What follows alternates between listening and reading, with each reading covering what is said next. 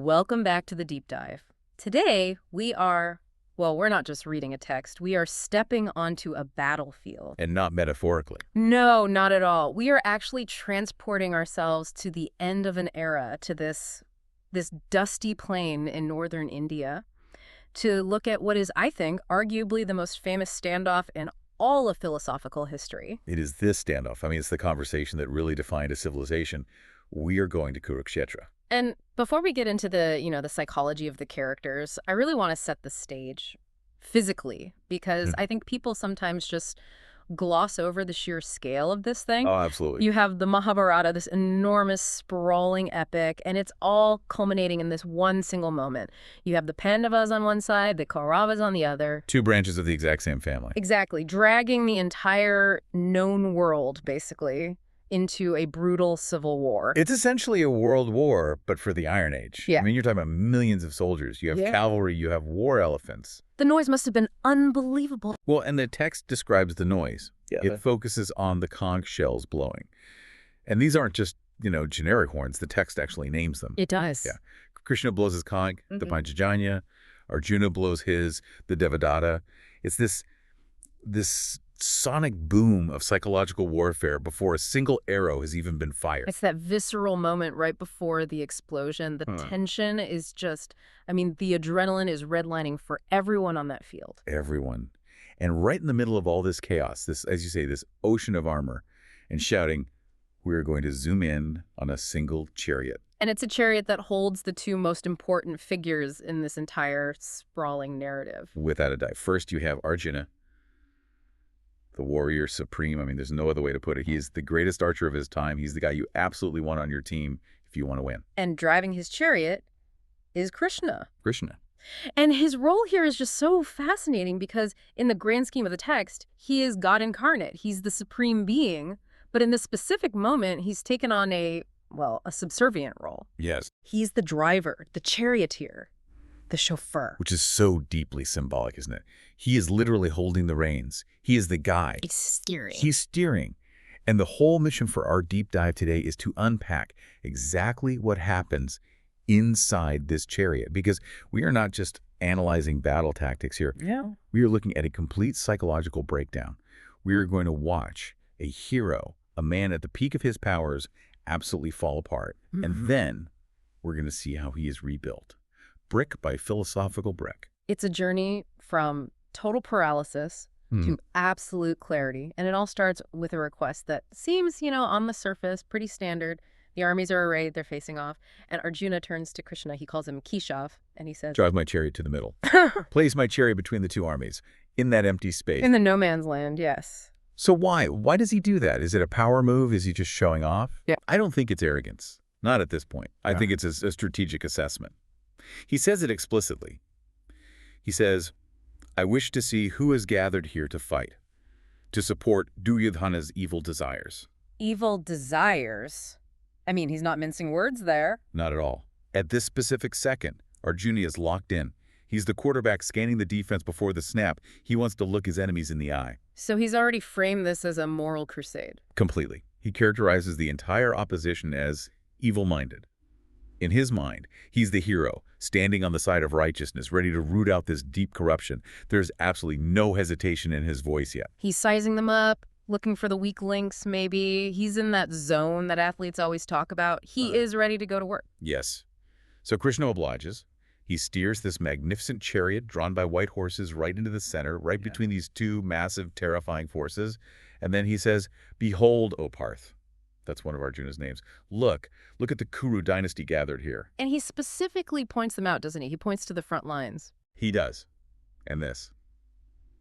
This is where the movie stops. This is the record scratch. Exactly. Because when Arjuna follows Krishna's pointing finger, he doesn't just see the enemy. He doesn't see a faceless mass of bad guys in black armor. No. He sees his family photo album. He sees grandsire Bhishma. The patriarch. You have to understand the sheer depth of this relationship. This is the man who raised him. Bhishma isn't just a distant grandfather. He's the moral compass of the entire family, even though he's on the wrong side of this fight. He's the one who bounced Arjuna on his knee as a child. He's the one who told him bedtime stories. He's the living embodiment of tradition and family honor. And then, standing right next to him, is Dronacharya. The guru, the teacher, the man who literally taught Arjuna how to hold the bow that he is at that very moment gripping in his hand. Oh, that's a specific kind of horror, isn't it? It is. To realize you have to use the gift against the giver. It's like a surgeon having to use the scalpel his mentor gave him to cut that same mentor open. It's the ultimate betrayal of that sacred student-teacher bond. And then he looks further down the line, and he sees uncles, he sees brothers, sons, grandsons, friends, fathers-in-law. It's a family reunion. It's a family reunion where everyone is holding a weapon and planning to kill you. And this is the moment. The crisis of conscience. And it's not just an intellectual crisis. It's not, oh, this is awkward. The text describes a complete physiological collapse. It's a panic attack. I mean, if you were to look at the symptoms today, a clinician would call it a full-blown panic attack. Okay, walk us through the symptoms that are described in the text. What happens to him? Well, first, it says his limbs begin to quiver. They're shaking. His mouth goes completely dry. That classic fight-or-flight response. Exactly. It's shutting down digestion. Then it says his hair is standing on end. And then, the most telling detail of all, the Gandiva, his celestial divine bow, slips from his hand.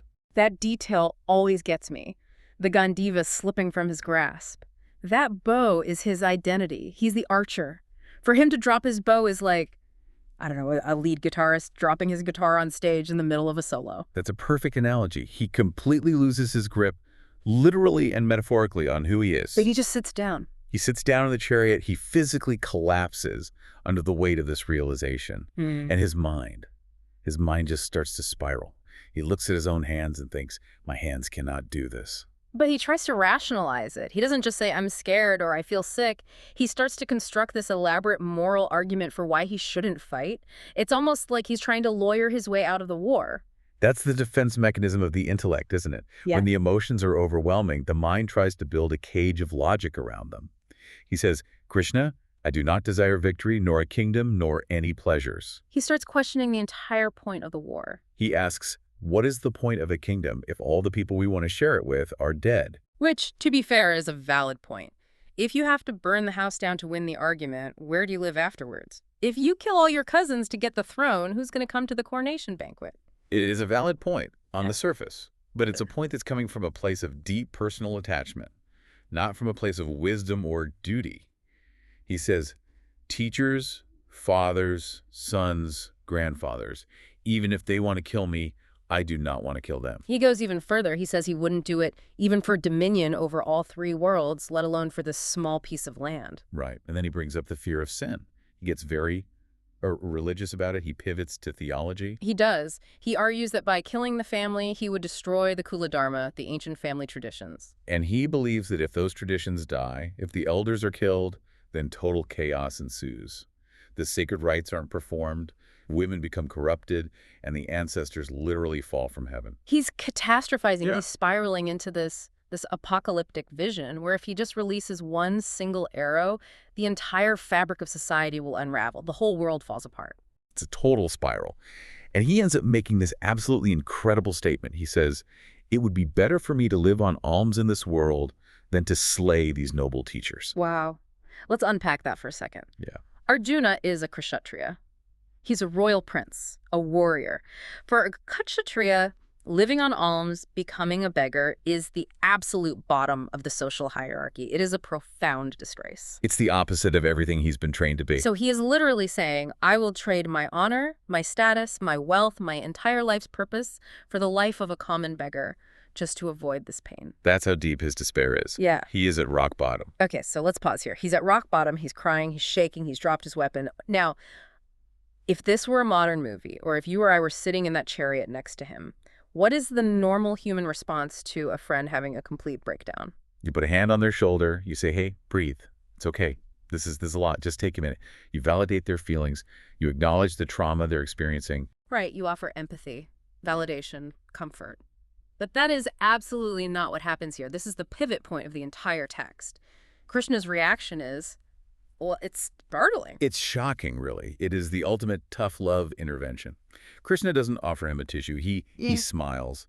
Some commentaries even say he smiles mockingly, and he admonishes Arjuna. He basically bullies him. He goes right for the throat. He attacks his character. He uses the Sanskrit word kalibium, It means impotence, Yeah. unmanliness, weakness. He says, yield not to this unmanliness, O Arjuna. It does not befit you. Unmanliness. Coward. He asks him, where did this impurity come from at this critical hour? He calls him a Narya, someone who's not noble, not Aryan. He says this brings disgrace, it bars the way to heaven. And then he brings out the heavy artillery. He invokes Arjuna's mother. Oh, the classic, don't disappoint your mother card. That's a low blow. It is. He reminds him of his mother, Kunti. He's essentially saying, your mother raised a tiger, and right now I'm looking at a terrified kitten. He reminds him that her last words to him were, return victorious. So why is he being so mean? I mean, Arjuna is genuinely suffering. Is this just a form of shaming? Is that the strategy? I think it's a shock tactic, a necessary one. Arjuna is caught in this vicious emotional loop. Soft sympathy would just feed that loop. If Krishna had said, oh, you poor thing, it is so hard, Arjuna would have just cried harder. What would have validated the breakdown? Exactly. Yeah. Krishna needs to shatter the loop. He needs to humiliate the ego to get Arjuna to snap out of that emotional paralysis and step back into his intellect. And he follows up the insults with a logic check. He doesn't just call him names, he reframes the entire relationship. Because Arjuna is weeping for his beloved family, and Krishna is basically like, wait a minute, let's look at the tape. Yes, he forces a flashback. He reminds Arjuna of the history between them. He asks, these people you were crying for, this beloved Bhishma, this revered Dronacharya, where was their love when your wife, Draupadi, was being dragged by her hair into the assembly hall? That's the incident from 13 years prior, the infamous game of dice. The absolute low point of their lives. Draupadi was gambled away. She was publicly humiliated. They attempted to disrobe her in front of the entire court. And these elders, these guardians of Dharma, They sat on their thrones and watched. they sat on their thrones and they did nothing. Not one of them raised a hand to protect her. That is a devastating point. Their silence was their betrayal. Krishna is just ripping the rose-colored glasses right off Arjuna's face. He's saying, you are crying for their lives today, but they didn't give a damn about your honor back then. It's a brutal reality check. A brutal one. He tells Arjuna, you are not at a wedding ceremony here. You are on a battlefield. These men are not your grandfathers and teachers right now. They are enemy combatants who have signed a contract to take your head. So he's forcing a shift from the sentimental memory to the actual reality of the situation. He's saying, look at the sword in their hand, not the memory in your head. But even with that slap of reality, even after being called a coward and being reminded of this profound betrayal, Arjuna is still stuck. He can't get past the sin of it all. He is.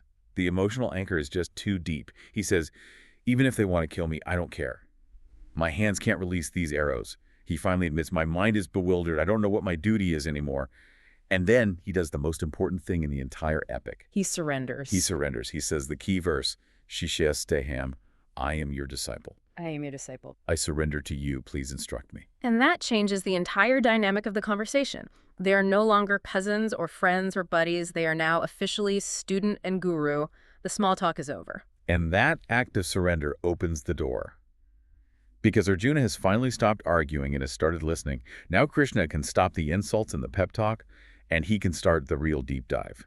He takes the conversation from the physical dirt of the battlefield to the very metaphysics of the universe. Okay, so let's get into it. This is the secret sauce.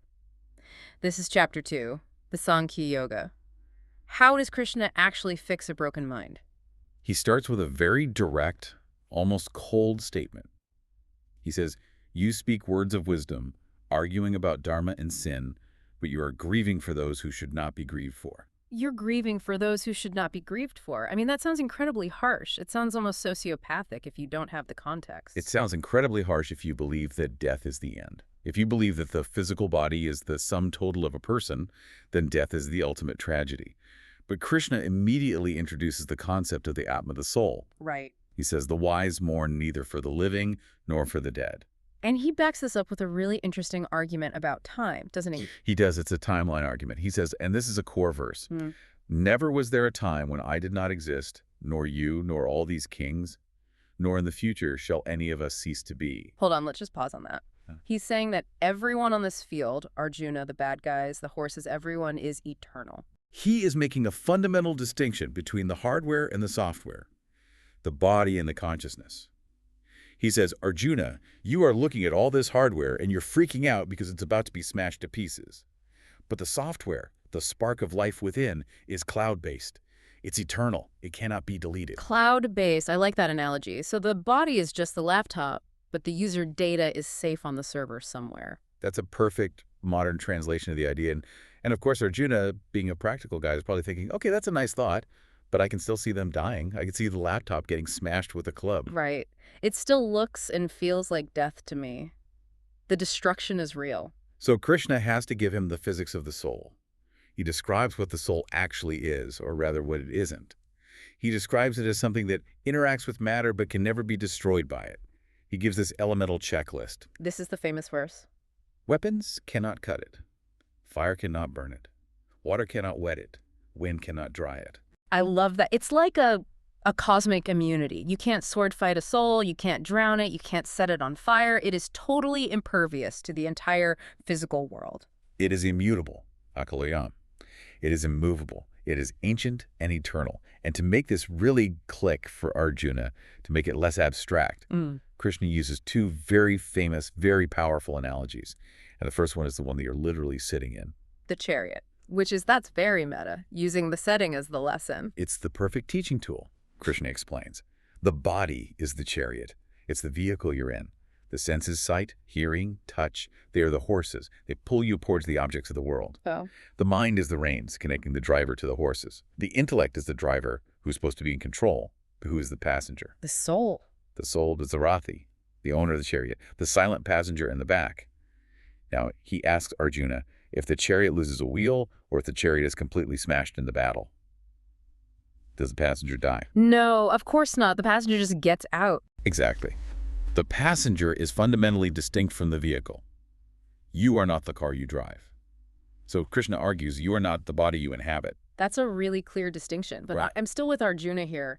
The car crashing is still a traumatic event. If I wreck my car, I'm still upset about it, even if I'm fine. Of course. Which leads him to the second analogy, which is even more intimate and perhaps more profound. The clothing analogy. The worn-out garments. Yes.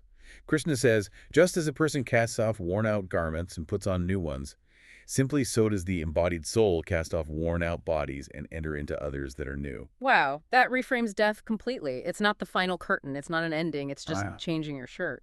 It creates a continuity of existence. Yeah. It de-escalates the terror of annihilation, and Krishna applies this directly to Bhishma. Arjuna looks at Bhishma and sees this old man that he loves, this body that is dear to him. Krishna looks at Bhishma and sees an eternal soul that is currently trapped in an aging, decaying, worn-out body. So when Krishna says that death is merely a door standing opposite to birth, he's almost arguing that killing Bhishma is actually liberating him. Is that the idea? In a sense, yes. Yeah. He is simply facilitating the release of that soul so it can move on to its next phase, its next body, its next experience. Yeah. He says, for one who has taken birth, death is certain. And for one who is dead, birth is certain. It's a revolving door. So why, he asks, would you grieve over the inevitable mechanism of the entire universe? Okay, I get the logic. I really do. Intellectually, I'm with you 100%. But Arjuna pushes back here, and I think I would too. He asks, essentially, if the soul is eternal and untouched, then why do I feel pain? Why am I crying? Why does my chest hurt? Yes. Because knowing the philosophy doesn't magically stop the tears. I can know my grandfather's soul's eternal, but I still miss him. That is the crux of the entire human experience, isn't it? That gap between what we know intellectually and what we feel emotionally. And Krishna has a model for that too. This is where he distinguishes between the Atma, the soul, and the man, the mind. The troublemaker. The troublemaker. Krishna explains that the soul is just the witness. It's a silent observer. It is pure, untainted consciousness. It just watches the movie. Yeah. But the mind is the interpretation machine. It takes all the sensory input, heat, cold, pleasure, pain, and it creates a story about it. The story of I and mine. Mahamkara and mamakara, ego and attachment. The mind is the narrator that says, I am this body. That is my grandfather. This terrible pain is happening to me. So the mind takes it personally. It claims ownership of the tragedy. It claims ownership of everything. Krishna calls these sensations, the feeling of grief, the fear matra sparshas. They are just contacts of the senses with their objects. And he says they are agama payina. They come and they go. They are impermanent. Like the weather. Exactly like the weather. You don't have a breakdown because it's raining, because you have a deep intuitive understanding that the rain will eventually stop. Krishna tells Arjuna to treat his emotions like the weather. He says, endure them, O Virata. The word is titikshasva. Just tolerate them, witness them. Don't identify with them. That is so much easier said than done. Just tolerate your all-consuming grief. It is the hardest spiritual practice in the world. Yeah. But the insight is that the grief is a product of a delusion. You are grieving because you think you are destroying your family. If you could truly realize on a fundamental level that you are just facilitating the transition of eternal souls from one set of clothes to another, the grief would evaporate. So it's a case of mistaken identity. He thinks he's the murderer. Yes. But from Krishna's perspective, he's actually just an instrument of time, an agent of cosmic change. Precisely. In fact, Krishna actually tells him that explicitly much later in the text. Yeah. He says, I am time, the great destroyer of worlds. All these warriors are already slain by me. You, O Arjuna, are merely the instrument. That's heavy. Okay, so Krishna has deconstructed the grief. He's separated the body from the soul. He's blamed the mind for all the suffering. Now, what does he want Arjuna to actually do? Because they can't just sit in the chariot meditating on the nature of the soul all day. There's a war about to start. He calls him to action. But not just any action. He calls him to dharma. To duty. It's even more than duty. It's his cosmic role. Yeah. His intrinsic nature. Krishna defines Arjuna's identity for him. You are a Kshatriya. You are a warrior, a protector, a member of the governing class. And a warrior's job description is to fight for righteousness, to protect the innocent, to uphold order. Right. And in this context, if Arjuna walks away from this battle, he isn't being peaceful.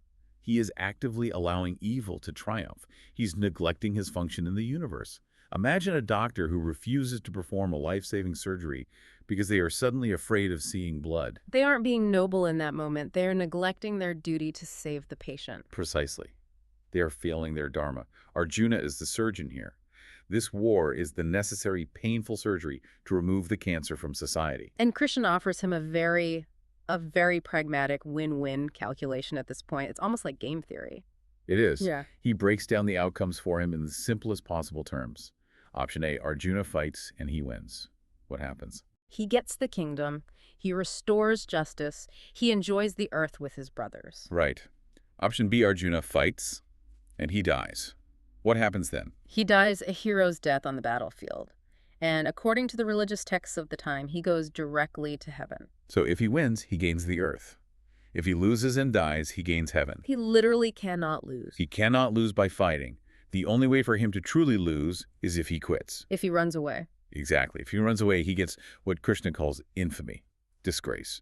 And Krishna says, for a respectable man, for a man of honor like you, infamy is worse than death. So the command is simple and direct. Stand up, Arjuna. Fight. Uttishta.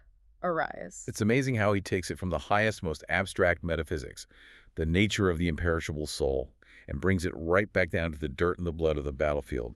The logic is, because you are an eternal, untouchable soul, get up and do your job. It connects the spiritual to the practical. It shows that spirituality isn't about escaping the world or running away from your problems. It's about engaging with the world, but with a different mindset. That is the absolute essence of what he will call karma yoga. Acting in the world, but without attachment to the results. Does it work? Does Arjuna buy it? Is this the fix? We see the transformation in the text almost immediately. The shivering stops, he reaches down and he picks up the bow. And he says, Nasta moha, my illusion is destroyed. And then he says something fascinating. He says, Sritir labda, I have regained my memory. That word memory is so interesting because he didn't have amnesia. He didn't forget his name or where he was. He forgot his true nature. He forgot that he was the soul, not the body-mind complex. The grief was a form of spiritual amnesia. Krishna didn't teach him something new. He simply reminded him of what he truly was all along. And so his final stance is resolute. There's no more doubt. He says, I am firm, my doubts are dispelled, I will act according to your word. He is ready. He is ready to perform the necessary violence, but not out of anger, not out of greed for a kingdom, but out of a clear-eyed sense of duty. He has become the perfect instrument. It's an incredible arc. In the span of maybe 700 verses, what would be about 45 minutes conversation, he goes from a trembling wreck who is ready to become a beggar to a focused warrior ready to conquer the world. And what's amazing is that he didn't change the external situation at all. The army is still there. Bhishma is still standing across from him. The only thing that changed was his perspective.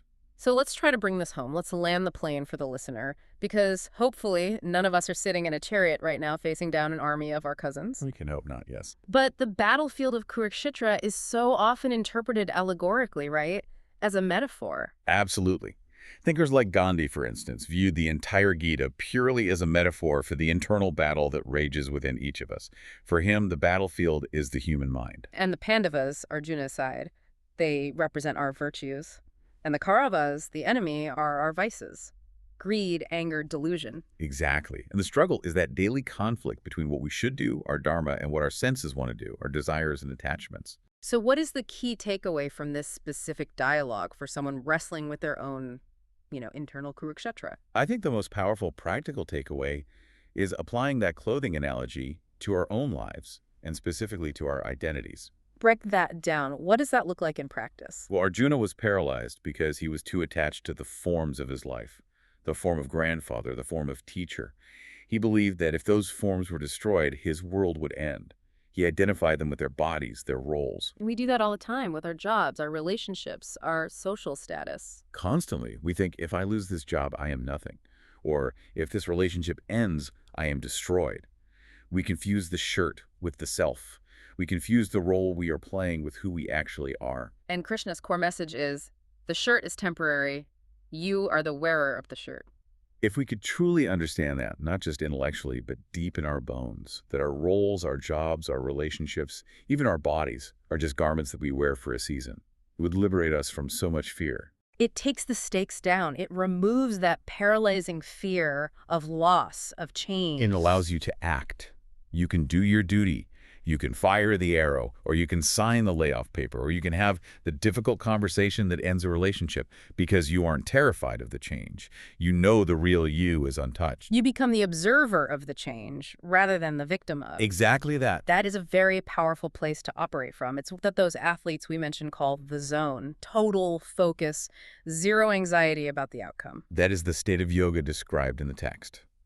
Equanimity. I want to leave our listeners with a final question to chew on, something that really builds on this. Let's. So Krishna suggests that our mind is what creates the illusion of I and mine, and that all our grief, all our suffering comes from holding on to things that are, by their very nature, temporary and destined to leave us. Right. Holding on to worn-out clothes. Right. So thinking about those worn-out garments in your own life. The old things we're afraid to let go of. If our grief and our paralysis come from the mind clinging to these things, then the question is, what worn-out garments are you holding on to right now? That's the question. What old identity, what old resentment, what old definition of yourself are you clutching like a safety blanket, even though it's stopping you from moving forward? Arjuna had to let go of his identity as Bhishma's beloved grandson in order to fully embrace his identity as protector of Dharma.